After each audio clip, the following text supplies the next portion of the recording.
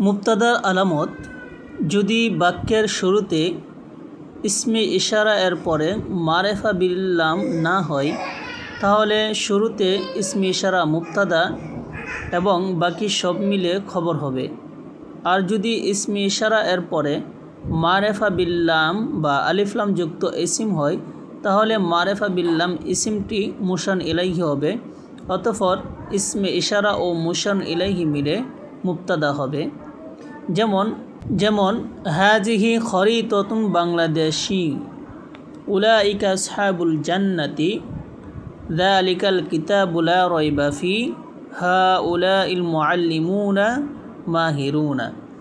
তো এখানে মুবতাদা খবরের উদাহরণ দেওয়া হয়েছে, তো আমরা এখানে বের করব। তো আমরা তো প্রথমে বলেছিলাম যদি ইসমে ইশারার পরে মারেফা বিল্লাম বা আলিফলাম যুক্ত ইসিম না হয় তাহলে ইসমে ইশারাটি মুবতাদা হবে, বাকি সব মিলে খবর হবে।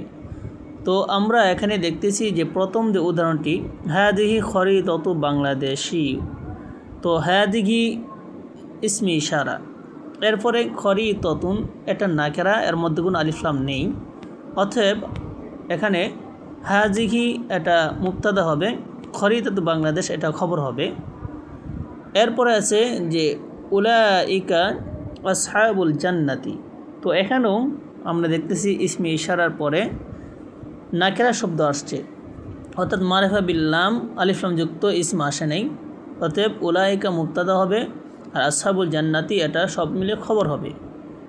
এরপরে যা আছে একটু দেন যালিকাল কিতাবু লা রাইবা ফি, তো এখানে আমরা দেখতেছি ইসমে ইশারার পরে আল কিতাবু মারেফা আসছে। তো আমরা তো বললাম যে ইসমে ইশারার পরে যদি আলিফলাম যুক্ত ইসিম আসে তাহলে ওই আলিফলাম যুক্ত ইসিমটি মুসান ইলাই হবে, অর্থাৎ ইসমে ইশারা ও মুসান ইলাই মিলে হবে মুবতাদা। এর পরবর্তী যে শব্দগুলো আছে ওইগুলো হবে খবর, তাহলে লা রাইবা ফিহি এই পুরাটা হবে খবর। এরপরে আছে হাউলাইল মুআল্লিমুনা মাহিরুনা, তো এখানে আমরা দেখতেছি ইসমে হাউলাই ইসমে ইশারা, এরপর আল মুআল্লিমুন এটা মারিফা হয়েছে, অতএব আল মুআল্লিমুনা মুসান ইলাই, আল হাউলাই ইসমে ইশারা, ইসমে ইশারা মুসান ইলাই মুবতাদা হবে আর মাহিরুনা এটা খবর হবে।